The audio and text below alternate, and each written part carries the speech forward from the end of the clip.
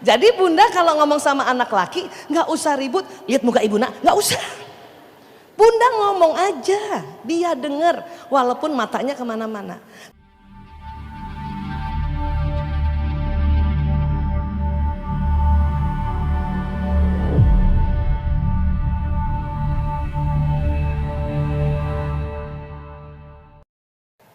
Karena memang sekarang era digital, maka ya sering terjadi ibu hamil tentu pakai gawai, betul bu? Pakai gadget kan? Nah, maka terekam juga di otak janin, media informasi adalah gawai, adalah gadget. Saya, waktu saya di dalam rahim ibu bukan era gawai, tapi era kertas. Di otak saya terekam surat kabar pos kota. Karena ibu saya sering banget waktu hamil baca pos kota sebagai sumber informasi yang akurat saat itu. Bukan hal yang baik-baik saja yang diterima.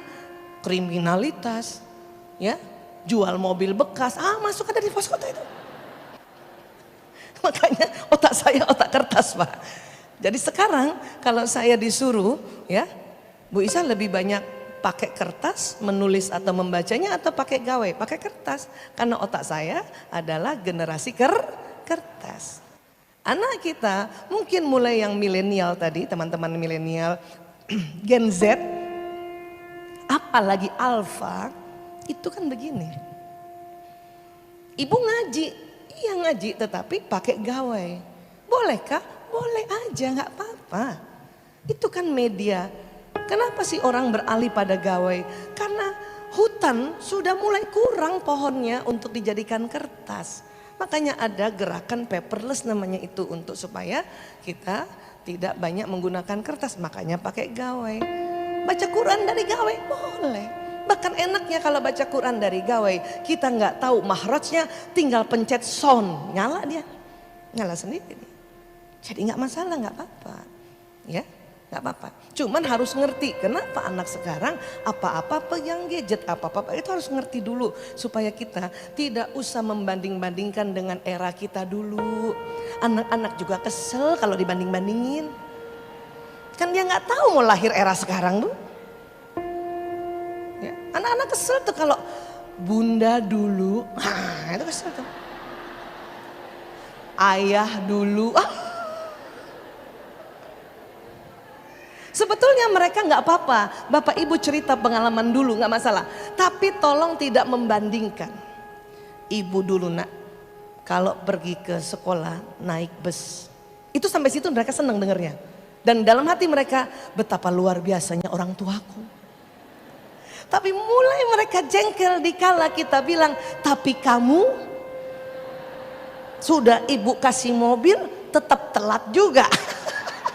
Itu dia bilang, ya dulu ya dulu. Aku kan nggak tahu kalau mau lahir tahun sekian. Maka tolong anak-anak kita ini stop untuk melabel dia dengan label negatif. Kita bilangin apa? Generasi mecin, generasi galowers, generasi rebahan, generasi strawberry. Stop. Karena mereka nggak tahu mau lahir tahun 2000-an, tahun 96 ke atas nggak tahu. Karena otak mengikuti apa yang diucapkan. Ya itu cara kerja otak. Apalagi kalau yang diucapkan adalah figur otoritas. Apa figur otoritas? Figur yang bawah sadar anak menganggap ini orang luar biasa. Siapa itu? Ayah, bunda, kakek, nenek. Ya, paman, tante, bibi. Memang kita nggak bisa suruh semua orang ngomong baik-baik. Yang penting ayah bunda. Dari ayah bunda, wabil khusus lagi bundanya. Gitu. Ya. Sebut mereka generasi Qur'ani, generasi Robbani. Gimana nggak generasi Qur'ani? Saya kagum-kagum sama anak sekarang. Lulus SD, hafal 30 juz. Saya dulu lulus SMA, hafal juz 30 saja. Kan saya sekolah Islam waktu itu, ya. Kalau SD-nya di Duren 3, teman-teman SD saya ada di sini. Nah, SMP di Al Azhar, ya, SMA di Al Azhar. Itu 6 tahun tuh, juz 30 doang Bu yang hafal. Karena dulu metodologinya untuk menghafalkan Quran tidak sehebat sekarang. Orang menemukan metodologi yang lebih mudah. Zaman dulu tuh yang pakai lidi, alif, bukan lagi a, bacanya alif, ba, ta, sa. Sa aja lama banget, itu ada seminggu tuh. Sa. Salah dikit kena tangan tuh. Nah, ya. Makanya sekarang ini generasi Qurani, berbahagialah, ya, berbanggalah dan optimislah. Yang penting kita nggak ngucap nih, terutama ibu ya, jangan ngucap. Kapan kita ngucap, ya, akan cepat terekam oleh anak. Kenapa Bu Isa? Karena sistem saraf anak sama persis sistem saraf ibu. Tuh, ya. Maka kalau ibu pun alhamdulillah sudah mulai mengerti ini, sudah mulai menjaga kata-kata, walaupun sesekali keluar juga kalimat-kalimat yang bikin ibu gemes, segeralah istighfar. Astagfirullahaladzim. Bahkan kata Nabi, pada saat engkau marah berdiri, duduk. Maka ibu di mana-mana harus ada kursi. Di dapur ibu pasang kursi. Karena waktu di dapur ibu masak sayur asam, ibu dengar tuh anak 1, 2, 3 berantem. Maka matikan sayur asam, ibu langsung duduk. Gitu, caranya begitu. Tapi tidak hanya duduk, ibu harus gunakan olah nafas, tarik nafas panjang.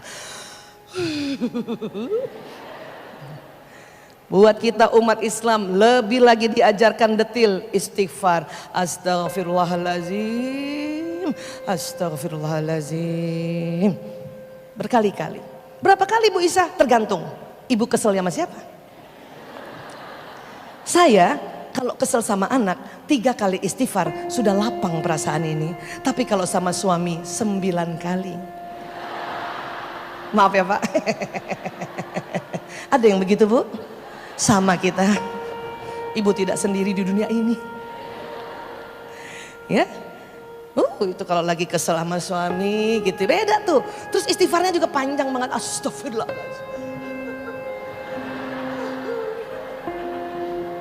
Dan kata ahli energi, waktu tarik nafas buang ke kiri. Pak, saya kalau diajak suami naik mobil, ya. Suami kan nyetir di kanan, saya di kiri. Perempuan ini cepet baper Pak. Suami salah ngomong aja udah sreset. Dulu belum tahu ilmu ini. Jadi waktu tersinggung dengan suami, jelek muka kita Pak.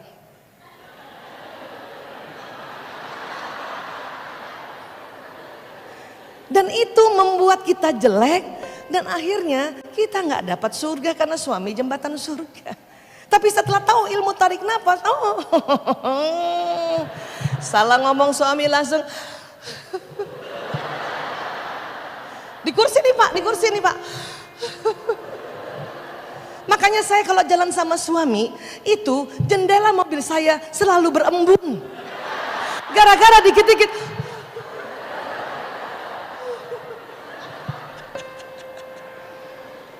Supaya apa? Supaya dalam perjalanan itu, bayangkan kalau sama suami, ya, dia mau bawa mobil Jakarta Jogja, berapa jam tuh Bu? 9-10 jam. Kalau ibu nggak pakai teknik ini, ibu mau 10 jam, lehernya goyang-goyang terus. Mau ibu begitu? Sampai Jogja salah urat. Maka saya nggak mau kayak gitu. Maka tersinggung sedikit aja langsung. Astagfirullahaladzim. Bu Isa, nanti suami lihat. Enggak Bu, tenang.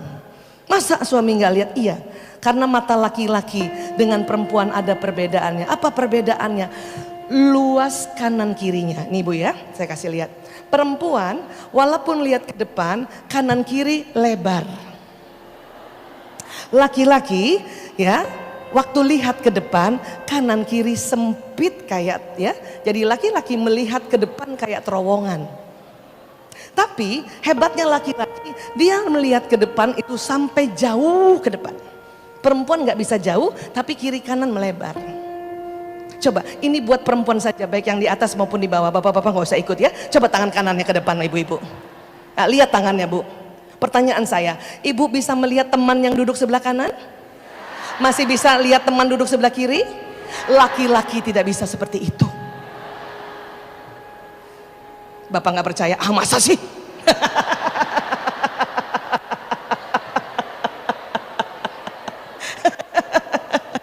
Udah penelitian nih Bu. Kenapa? Laki-laki inilah yang disebut mata berburu, mata hunter. Ini.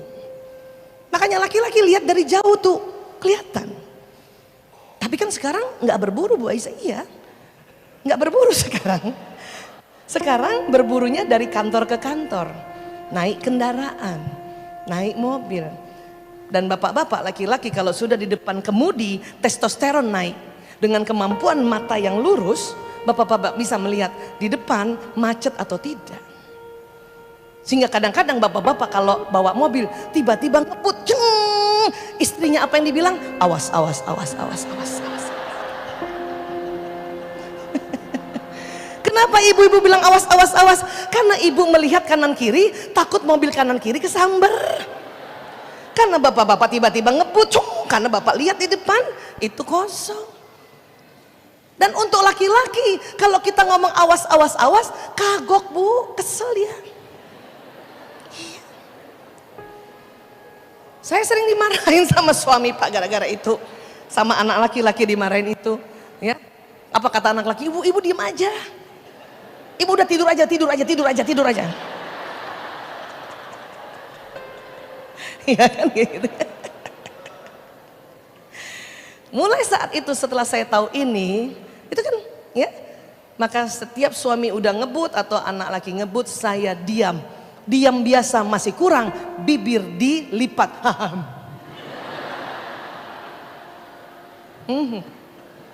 Karena kalau cuman begini doang Pak, itu otomatis ibu-ibu awas, awas, awas, awas, awas. Lihat kanan kiri, awas, awas, awas. Ya. Nah, gara-gara ini juga lah yang kami sering bertengkar di mobil. Kenapa? Karena bapak-bapak bisa ngelihat jauh. Makanya suatu ketika misalnya ya sudah mulai dekat gedung yang dituju, suami saya bilang itu dia, gedungnya sudah kelihatan. Saya nggak bisa lihat. Apa yang saya lakukan? Mana sih?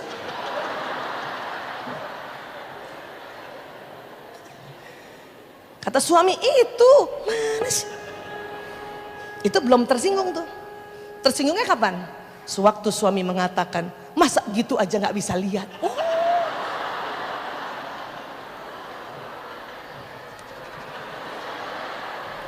Untung ada ilmu manajemen emosi, tarik nafas, buang ke kiri. Itulah yang bikin berembun kaca ini. Paham ya Bu? Ngerti ya? Iya. Perempuan adalah mata penjaga sarang. Makanya Allah kasih lebar supaya jaga rumahnya. Ibu pernahkah sedang masak, mata ibu dimasakan, maaf ada tikus lewat, ibu lihat? Ya Allah tuh tikus lewat. Karena mata ibu lurus, ibu lihat ya kecoa lewat, tikus lewat. Bahkan ibu barangkali lagi nyusuin anak, fokus ibu ke anak, ada orang datang, ibu tuh tahu siapa tuh? Ada mata ke anak. Karena memang untuk jaga sarang. Sarang nggak perlu panjang kan? Ya kan? Nah laki-laki ya. Nah ini perempuan mata nest keeper namanya, nest keeper, penjaga sarang. Zaman dulu memang laki-laki tadi mata berburu, dia berburu seperti ini. Ya. Makanya laki-laki lah yang cari nafkah dengan berburu. Kenapa? Dari kejauhan bisa lihat kijang. Dan laki-laki gak banyak ngomong, tinggal tembak dapat. Jangan perempuan yang ke hutan. Udah gak lihat, banyak ngomong. Mana kijangnya ya? Tuh kijang lari Bu, ibu nyari kijang pakai ngomong sih.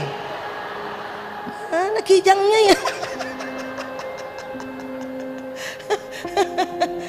Kita tunggu di rumah karena kemampuan kita adalah membagi-bagi hasil kijang yang diberikan oleh suami. Ibu bagi paha kanan atas untuk Senin, paha kanan bawah untuk Selasa. Itu jagonya perempuan, Masya Allah. Paham ya Bu ya?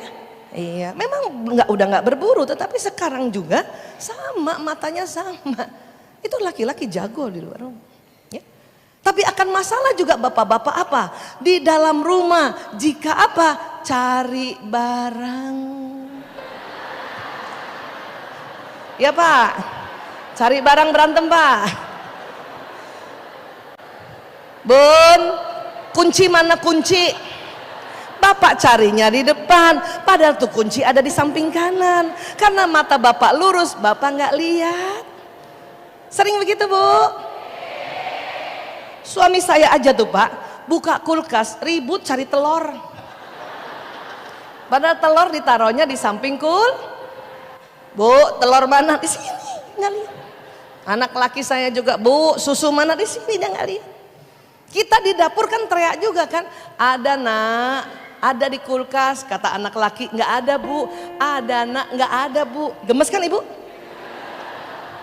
Terus ibu datang kan ke kulkas, apa ibu bilang? Ini, makanya cari pakai mata, jangan pakai mulut.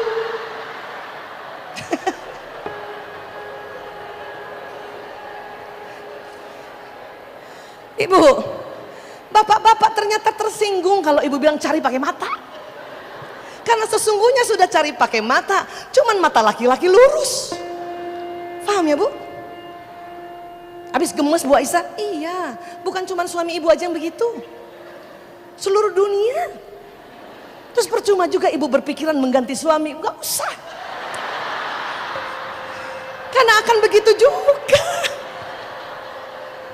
Makanya lebih balik taklim, belajar, ya. Terus gimana dong Bu Aisyah supaya ngomongnya tuh nggak kasar? Ya udah ibu bantuin aja, itu kan ladang amal kita. Bun, kunci mana? Ini loh ayah.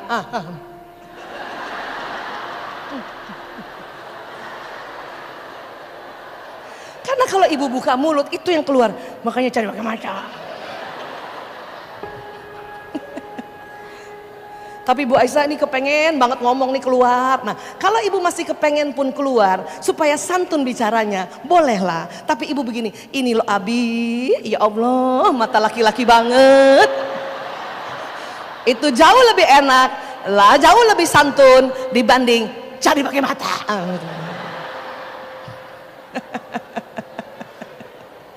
Coba Bu, kita bertengkar hanya karena sesuatu yang fitrah. Ya. Iya. Anak laki-laki, ibu yang punya anak laki-laki, tolong ajarkan anak laki-laki menyeberang yang benar.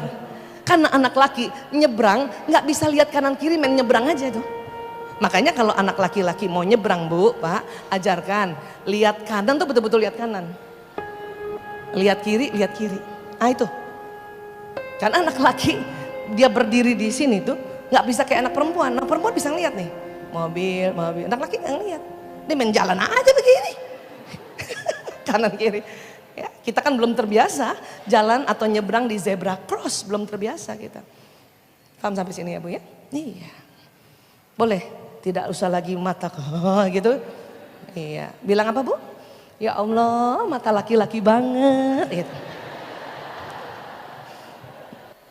Menyenangkan Bu, Masya Allah. Alhamdulillah ya. Ibu, kalau janjian sama bapak atau anak laki, ya itu ada caranya. Saya dulu gara-gara mata seperti ini, pernah janjian sama suami di Madinah dulu Masjid Nabawi.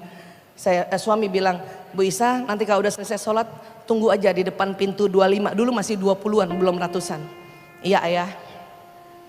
Saya udah di 25 nih Pak, dari 25 nih. Terus saya lihat suami saya jalan.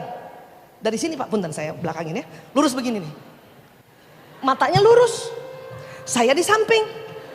Ayah. Nggak lihat Pak. Nggak lihat Bu. Nggak lihat. Karena dia nyari istrinya lurus. Padahal saya di sampingnya. Itu bertengkar di hotel. Ya Allah, karena saya kejar dia kan cepet banget. Ya Allah ayah, segede gini kamu nggak lihat. Terus suami saya, sumpah saya nggak lihat, sumpah. Karena dia matanya lurus. Ya. Begitu juga waktu saya jemput anak-anak saya dulu, kan anak saya 5 Bu, 4 laki-laki 1 perempuan ya. Karena ayahnya orang Jawa. Yang laki-laki ini dikasih nama-nama Jawa ya, Lanang, Prio, Kakung, Jaler. Itu anak saya ya Pak. Waktu dia TK, anak laki-laki kan lari. Saya jemput, waktu kita jemput sekolah kan gak boleh masuk kan. Cuma di pagar kan, anak saya lari-lari. Saya panggil, Lanang, gak lihat. Karena dia lari ke depan, ke belakang, ke depan. Itu. Setelah saya tahu ilmu ini, kalau janjian sama suami dan anak laki, gak perlu lagi kita panggil dari samping. Ayah, percuma dia gak lihat. Mending saya lihat, oh ada dia tuh, jalannya lurus. Kalau sudah mau dekat, hadang dari depan.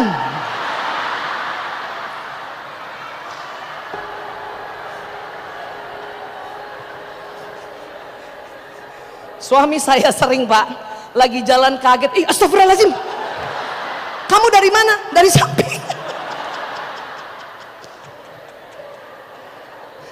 Itu gara-gara mata Bu. Allahu Akbar. Paham ya Bu? Ibu, Bu, siapa yang sering diajak suaminya makan berdua saja tanpa anak-anak? Makan di restoran ada? Ibu, kalau bapak ajak makan, tolong ibu duduk, jangan di samping bapak. Percuma ibu cantik, bapak nggak lihat.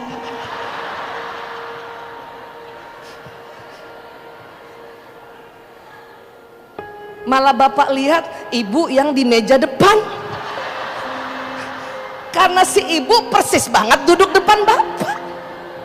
Kita di samping. Bapak kan nggak sengaja, bapak makan angkat kepala lihat ibu itu, makan angkat kepala lihat ibu itu, kita dari samping merhatikan, nggak ngerti ilmunya, kita cubit tuh bapak, lihat siapa.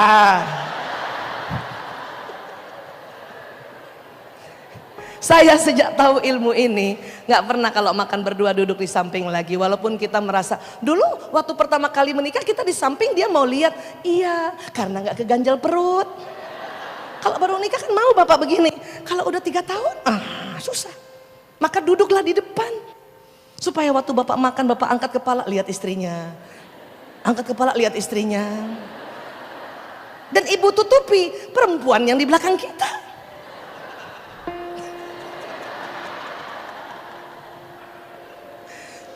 Ngerti Bu?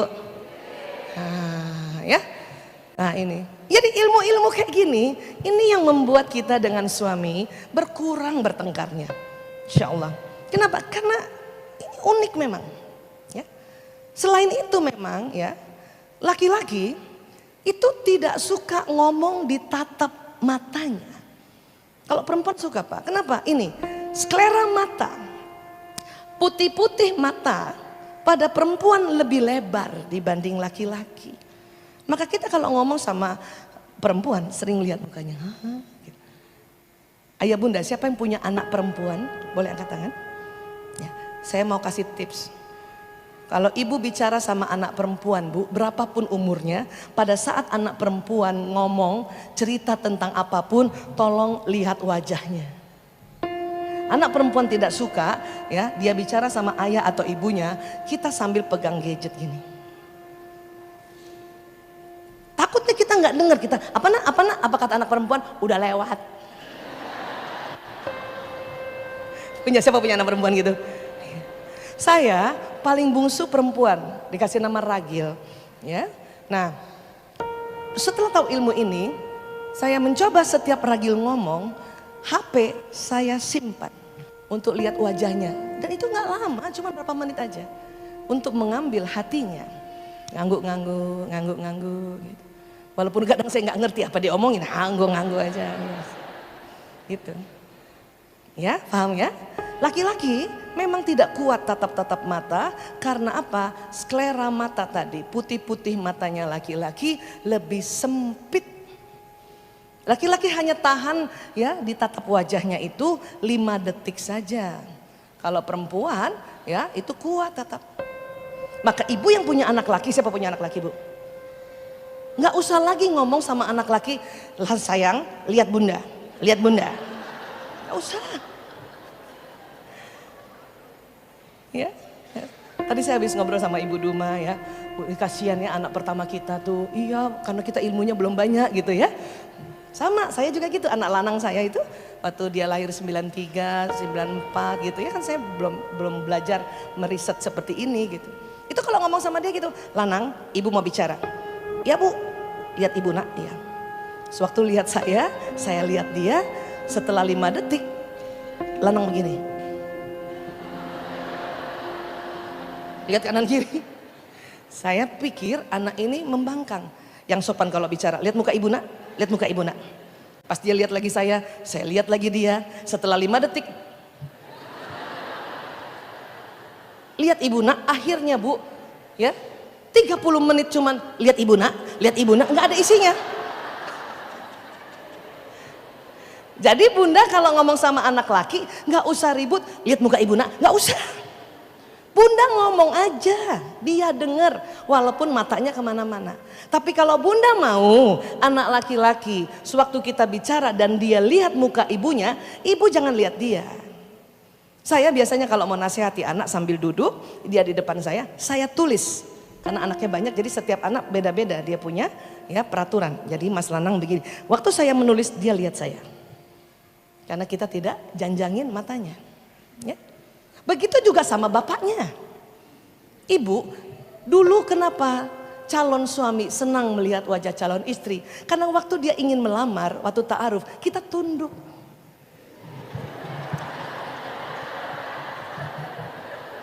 Ya gak Pak? Jadi gimana dek? Ya terserah kakak aja. Nah waktu tunduk itulah ya laki-laki senang lihat. Tapi kenapa waktu sudah menikah kita merubah strategi itu? Kita ngomong sama suami, kita janjangin matanya lebih dari 5 detik. Dan laki-laki setelah 5 detik, ya istrinya ngeliatin dia lihat tembok loh. Atau dia lihat TV. Ya, apalagi ngomongin soal duit. Ayah tahu nggak? Uang sekolah sekarang naik, setengah jam bapaknya dijanjangin gitu. Itulah makanya laki-laki langsung lihat HP-nya lagi. Maka bu ya, walaupun bapak-bapak ada di sini, saya tetap mau kasih tips. Kalau ibu mau dilihat mesra oleh suami, tolong ya hindari menatap suami lebih 5 detik. Coba perhatikan gambar ini ya bu. Coba jadilah seperti ini. Lihat suami cukup 5 detik saja. Setelah 5 detik ibu tunduk. Supaya suami senang lihat istrinya. Bapak-bapak yang di sana ada TV pak? Ada pak, kelihatan? Oh iya kelihatan ya. Ya di atas ada TV, kelihatan, alhamdulillah. Ya, ini punten ini memang pakai alat bantu karena kalau enggak kelihatan ya. Tuh coba ulang lagi ya. Tuh hitung 1, 2, 3, 4, 5, tunduk. Betul bu. Tapi kalau ibu mau pakai cara ini, pastikan ibu dalam keadaan cantik. Jangan pas bapak kayak gitu, ibu pakai salon pas kanan kiri. Rambutnya belum dihena, Allahu Akbar, dasternya bolong. Takutnya bapak tambah sadar, ya Allah. Sudah tambah tua istriku. Jadi harus cantik, makanya harus cantik. Memang mata laki-laki banyak ibu-ibu, mohon maaf pak saya cerita, kan saya bertahun-tahun juga menerima konseling rumah tangga. Banyak ibu-ibu protes, Bu Aisyah saya kesal itu suami-suami kalau sudah sampai di rumah dia cuma duduk saja ya, lihat TV, lihat HP, lihat laptop. Terus kenapa bu? Ya, jangan gitu dong. Wah gimana sih ibu? Bu saya kasih tahu ya, ini berdasarkan penelitian. Karena saya juga dulu kesel kayak mama ibu sama. Laki-laki itu walaupun dia duduk di tempatnya, tetapi dia selalu curi-curi pandang aktivitas istrinya. Kalau istri nggak lihat, itu bapak akan liatin dia. Pas istri lihat handphone lagi. Mulai itulah saya tahu, maka kalau saya lihat suami saya duduk di depannya laptop atau HP, saya tetap aja di dapur sambil nyuci piring dengan cantik.